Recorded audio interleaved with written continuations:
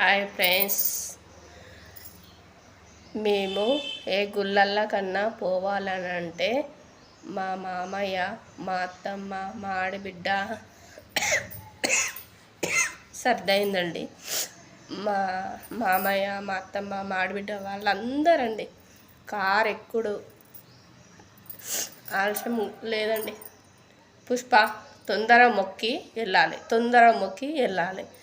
ఊకే మొక్కేదే మొక్కుడు మొక్కకు. అట్లయితే మాతో లేకపోతే రాకు అని నాకు ఫస్టే వార్నింగ్ ఇచ్చేటవాళ్ళండి. అసలు కాలరా జర్నీ చేస్తూ పోతూ ఉండగా ఏమంటుండే తెలుసండి నన్ను, అసలు అంతగానం ఏం మొక్కుతాను అని అంటే ఏం మొక్కని అసలు నిజమండి. నాకు ఇది కావాలి అది కావాలని ఏమి మొక్కపోయేదాన్ని. కాలు మొక్కు దేవుడా, గది పట్టుకుంటా దేవుడా అనే మొక్కేదాన్ని. కానీ నాకు ఇది కావాలి అది కావాలి అని ఏది మొక్కపోయేదాన్ని. ఒకసారి చూస్తే మనసు నాకు ఒప్పేది కాదండి. మళ్ళీ వెనుకపోయి మళ్ళీ చూసేదాన్ని. వాళ్ళకి అది నచ్చకపోవండి. మేముండే ప్లేస్ ఉంటుంది కదండి, ఎప్పుడన్నా పోతే ఆ ప్లేస్లో పోయి ఉంటాం. నువ్వు మొక్కి రా అని కసురుకొని ఆ ఫ్యామిలీ మొత్తం పోయి అక్కడ కూర్చుంటుండండి.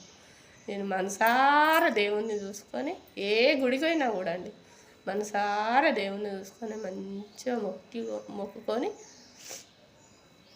వాళ్ళ దగ్గర చేరుకున్నా. అయిపోయిందమ్మా నీ మొక్కుడు అని వెటకారం చేస్తురండి. మళ్ళీ ప్రయాణం చేసేటప్పుడు నాకు అద్దం దగ్గర కూర్చుండబెట్టకపోరండి. ఎందుకంటే ఏ గుడన్నా కనబడితే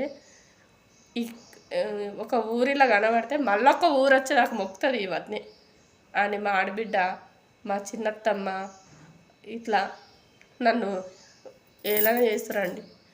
అట్లనే చేసేదాన్ని అండి నేను కూడా. ప్లీజ్ అండి లైక్ షేర్ చేయండి, సబ్స్క్రైబ్ చేసుకోండి. చాలా సర్దైందండి, ముక్కు వాసిపోయింది.